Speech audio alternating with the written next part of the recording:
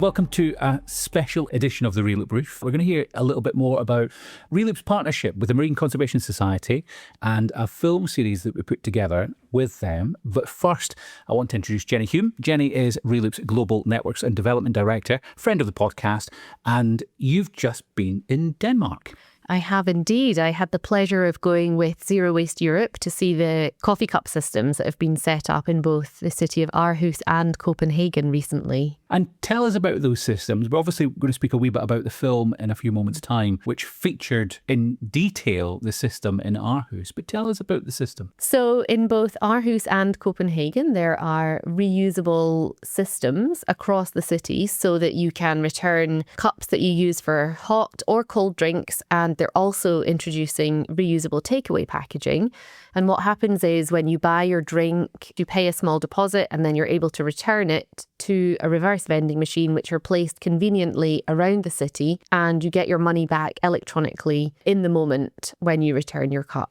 It says a lot about what's going on in Denmark, doesn't it? The fact that we now have 2 cities in Denmark with these pilots running at such a big scale shows that they are keen to be a front runner in terms of imagining how they can scale this up to a national level.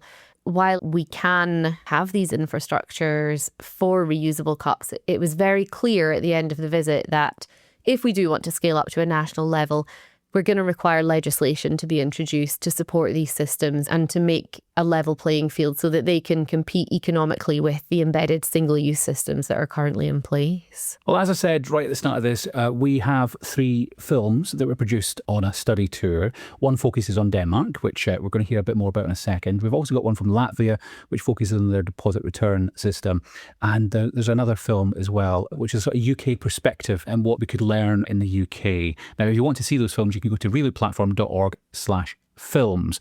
Now, following the first screening, we delved into a Q&A session with the participants of the film. We were very happy to be joined on our panel by Simon Russo, who's from the reusable system in Aarhus. He's the city's project manager. We also had Stina Uma Poulsen from Dank's return system, and Catherine Gemmell-Simpson from the Marine Conservation Society. The first question we had for the panel was from Tom at Wildlife and Countryside Link, and he wanted to know more about whether these systems are voluntary or mandated by the government. Hi, everyone.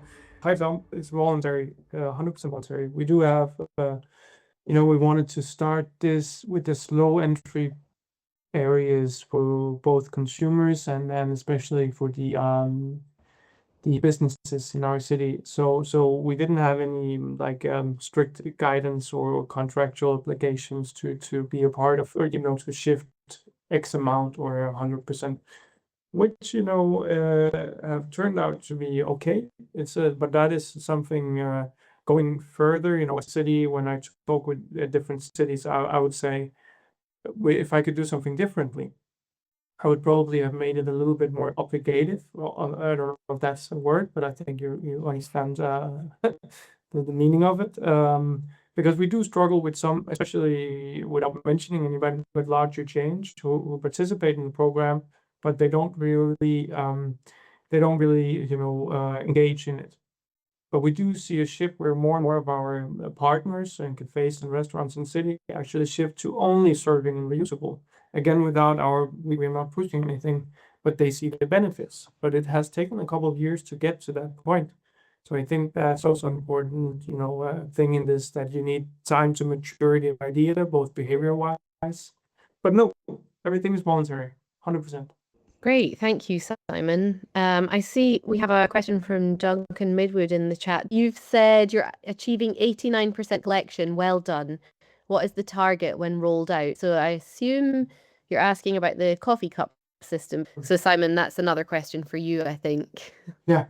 When we started this, we had a dream, let's say like that, to have 82% return rate, because all available LCAs on this specific program you run shows that you need an 82% return rate to ensure climate and environmental-wise LCA, you're in a better position than with single use. So that was the agenda, that was the goal. But already now, from this video was filmed a couple of months ago until today, we're seeing a 2% increase. We're now at 89%.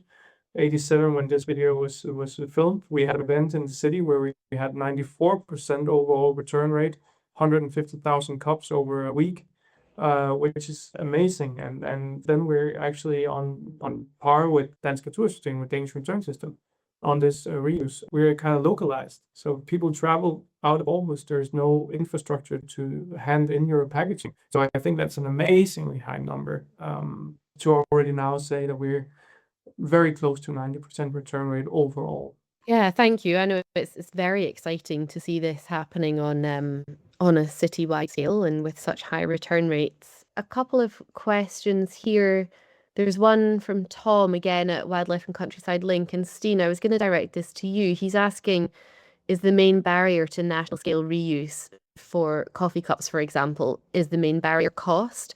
If we were to have a reusable cup system on a national level, is there a way that that could be kind of combined with the infrastructure that you already have established for the bottles and cans? In terms of the current and existing deposit system in Denmark, we are regulated, meaning that we have this monopoly to collect and sort single-use beverage packaging in Denmark. So in that term, you are obliged to do so, and it's actually a political decision whether the Danish deposit system should contain other beverage packaging, including glass, for instance, wine. It's usually marketed in glass bottles. We could handle that in the current system. However, we're not allowed to do that because it's a political decision whether we should do that. We are a monopoly, so that's why it's very strict regulation saying what we can do, what we cannot do. If the politician says yes, then we will do it because then we have the same opinion as the politicians. So yes. I think that was a great answer, and maybe Tom, you can pop in the chat if you have a follow-up to that. But I guess we could ask the same question to you, Simon. Do you think that the main barrier to national scale reuse for coffee cups in particular is the cost of the system? No, the main barrier towards everything in this world is political will. That's where we're at. It doesn't matter what the cost is. If you want to take another turn, go in this direction, we can do it. So for me to say what is the main barrier, yes, the main barrier is cost if you don't have political will. If you do have political will, it doesn't really matter.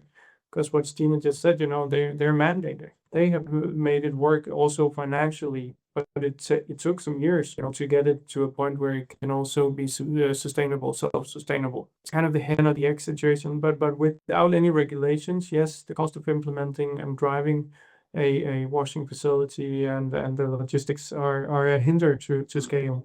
Thank you. And Tom says thank you, that's helpful. So that's great. And I think the campaigners amongst us hear loud and clear what you're saying. Quite a lot of questions here. I see Mark Perryman, you've put your hand up. Would you like to ask your question? Yeah, I'll just really make an observation because there's lots of questions about costs, which is sort of obvious why they come up. And people like Simon have answered those questions very honestly. But I'd just like to point out the collection points are across the city, and therefore the washing tends to be in a central facility. The individual coffee shops are not washing up their cups. That's the model, and that's a very good model. But there are other examples where, say, visitor attractions, and we are working with a couple here in the UK, Blenheim Palace and the Eden Project down in Cornwall. Now, these are obviously closed environments, and you have to have a ticket to go in, and therefore cups tend to stay, in the environment. Of course, people can walk off with them, but generally they do not. These visitor attractions, because they already have washing facilities to wash plates, bowls, cups and things like that, then all they simply do is they put their reusable cups through their existing washing infrastructure. So the additional cost is minimal. So I just wanted to sort of give a different perspective, that I'm not saying it's for free. Of course it's not. But, there are ways of actually saving money in one place and you're not necessarily generating lots of costs in others. So just to finish this point, I mean, both Blenheim and Eden have gone on record and they've allowed us very graciously to publish this information in different places. But both of them are claiming to save about £50,000 a year because they're saving money, obviously, on the single-use packaging. They're no longer purchasing it, but also they're saving money in terms of waste management because they were literally having, outside contractors coming in every week, hauling away the garbage. I suppose this cost argument comes back to it depends on the model you're running, but Blenheim and Eden are actually saving money. So just wanted to put that there. Okay, so this is from Matt Dawson at Seahorse. What would your key piece of advice be for the UK right now? And as we know, we're on track to start a deposit return system for bottles and cans in October 27. So we could maybe hear from each of the panelists. What would be your advice for the UK right now when we're at this stage? Shall I come to you first, Catherine? I feel like yours is going to be advice / hopes and dreams. Definitely. You won't be surprised to hear we're already thinking what's next. This has been a very long journey and it's fantastic that we're making this step. And it's kind of what Simon was talking about earlier on. Other materials, other products. We know deposit return systems work. We know reuse works.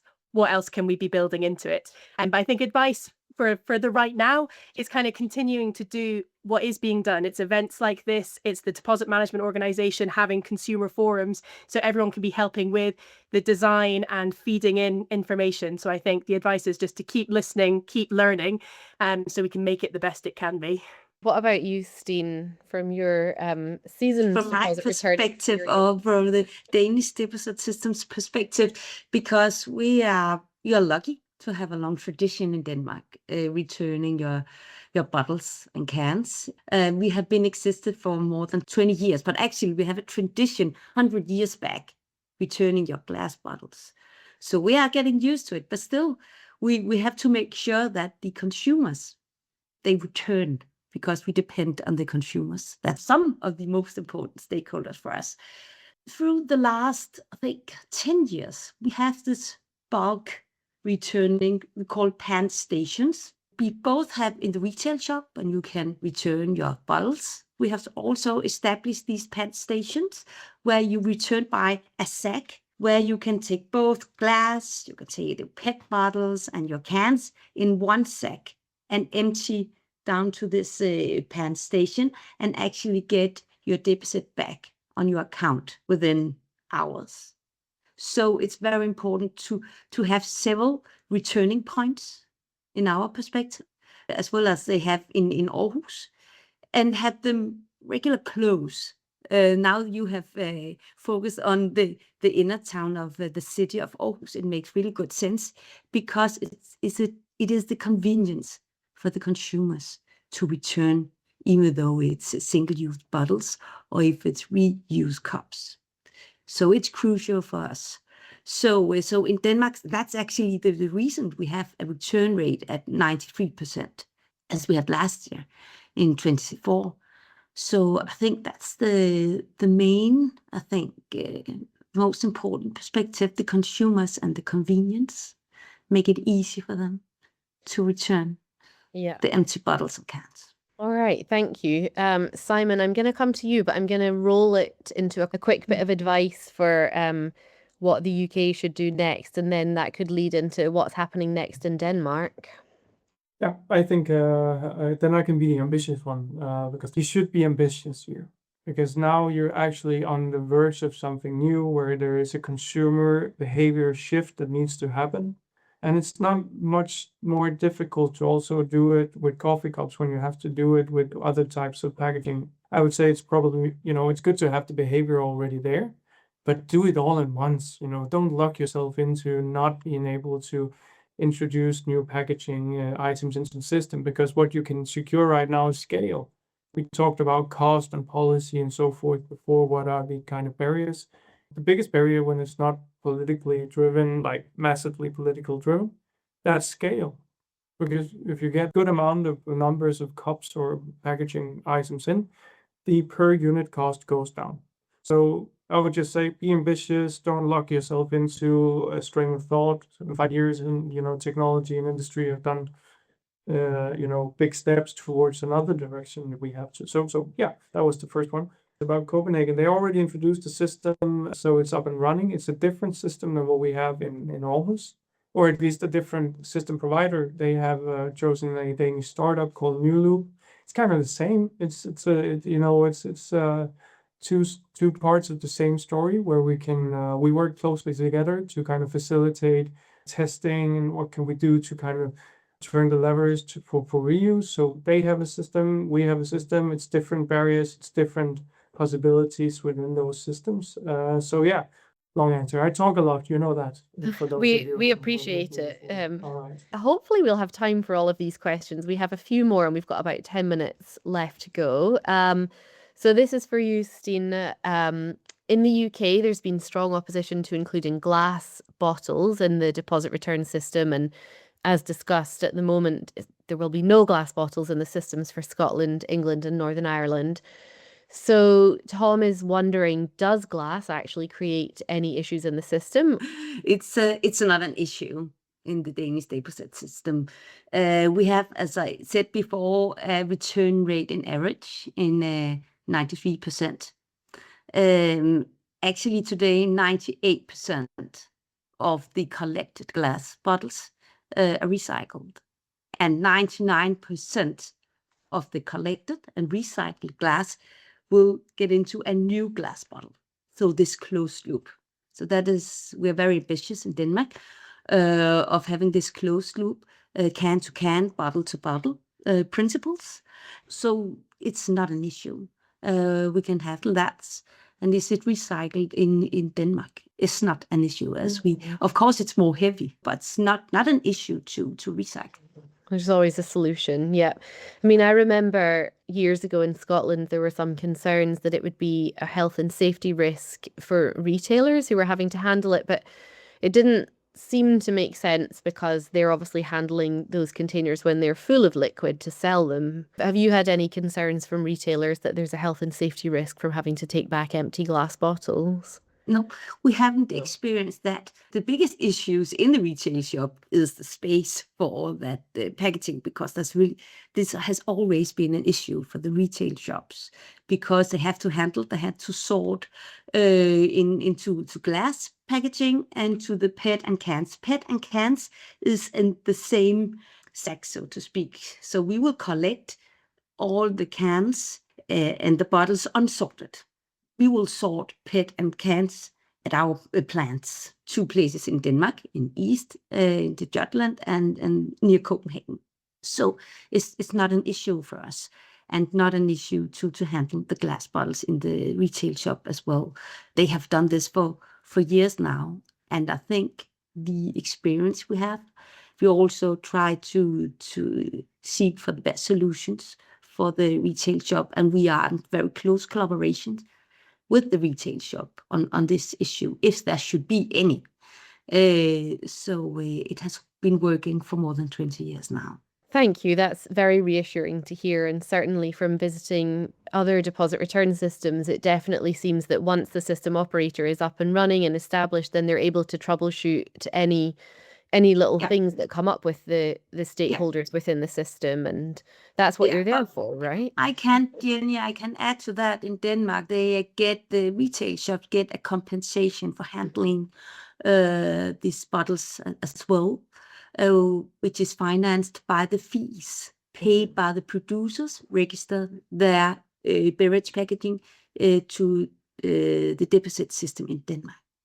Yeah. So there's also an incentive here for the retail shop to handle all the bottles and cans.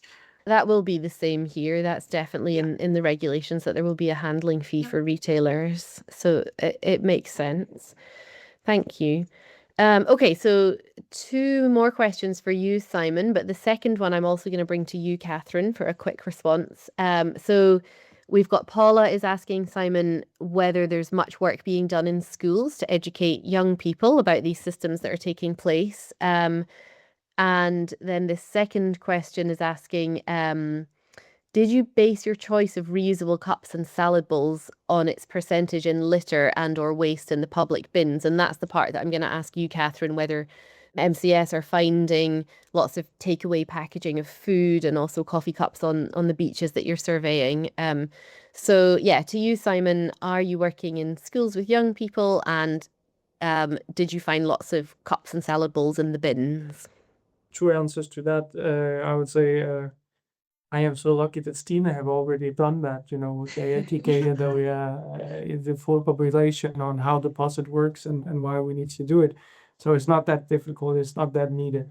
And then we're very monetary driven. We're all bargain. We're all so if there's 5 crowns, we want that. So I think the behavior was there and is there in Denmark. So the straight answer to that is no. We're working with schools when they reach out. If there's a project we can collaborate on and so forth. We do that a lot, but we don't do any outreach from our position into schools.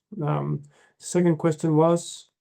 Did you base your choice of reusable cups and Yes. salad bowls on the percentage in Yeah. litter bins? Yeah. The waste audit showed that around 50% of all waste generated in single-use school packaging. So that was kind of the starting point. But if we look at like elements like a single-use coffee cups, I might be remembering this wrong, but I think it's around 9% of all waste generated.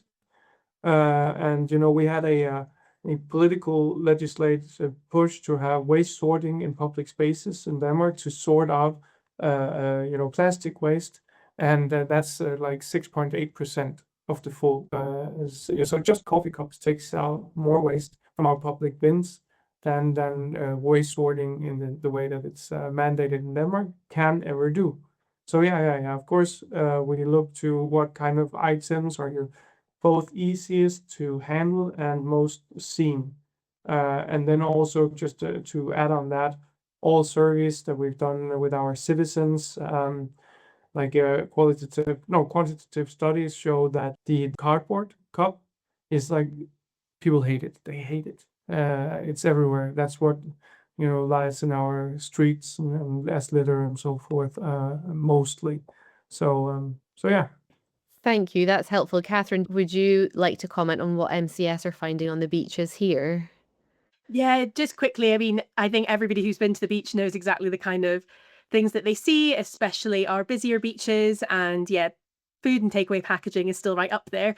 And it's continuing to actually increase as a problem. So we actually saw a nearly 10% increase in single-use plastic packaging on beaches from our Beach Watch data this year. So it just shows that it's still a building problem. So anything we can do to combat it would be so good. And I think it's something we've not raised yet. Something that I loved seeing when we got to visit Denmark as well was the options to donate deposits as well. So we can see, a really good opportunity for charities and community groups and schools across the UK. If they're doing it, can they be nominated as charities so we can help fund that cleanup operation that's being done mostly by volunteers, community and schools as well.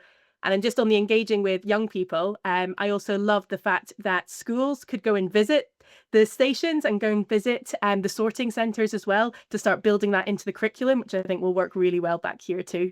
Okay, so we only have 2 minutes left. I see Brenda has asked, what do entrepreneurs think of the cups without their logo? So I assume you're talking about small businesses like cafes or maybe even businesses like the bigger brand coffee names that we know. So maybe Simon, you could give us a 1-minute answer on what these people think about having to use cups without their logo on it. In 1 minute. No, yeah, I can still do that. That is a barrier, but we are actually launching the first branded collaboration here on the 5th of December in Aarhus. So this is something that we have worked a lot towards. How can we do that? What are kind of finances? This is Thomas' side of things, but how can you do it? And to be specific, even a very small shop could theoretically have branded cups within the system. It's just a matter of you pay more if you only have few cups with your own brand. If you have a large quantity, you will get lower cost because it will be easier to sort. So there's kind of this step ladder kind of function in it, and that's the best way we have been able to kind of figure out how to do the brand cups. But with brand cups or bowls or whatever item you put in it, complexity rises. That's just the key takeaway here. So this is again a pilot within a pilot, and that's why we're so happy to have this pilot. So yeah. Thank you. Yes, and absolutely. I think it's so valuable to be able to learn from the experience of people who are leading the way and going ahead of others. And yes, really appreciate the time of all of our panelists today and all of your insights. Thank you very much for joining us today. And that is our time up. So we're going to wrap up, but just to quickly add, immediately after this webinar, we're going to be sharing our video that we made about the Latvian deposit return system, because we also went on from Denmark to see the system in Latvia, which includes deposit return for both single-use and reusable bottles and cans. And we also made a film that's looking more at the UK and the policy setup here. So they're going to be available on the Marine Conservation Society website and the Reloop website. And thank you everybody so much for joining us. We will look forward to seeing you again at some other webinar in the future. Thank you. Bye. Thanks for having us. Thank you. Bye. Jenni Hume speaking to our panel at the film screening. Remember, if you want to see those films, you can check out reloopplatform.org/films. And while you're on the website, you can listen to previous episodes of the Reloop Brief.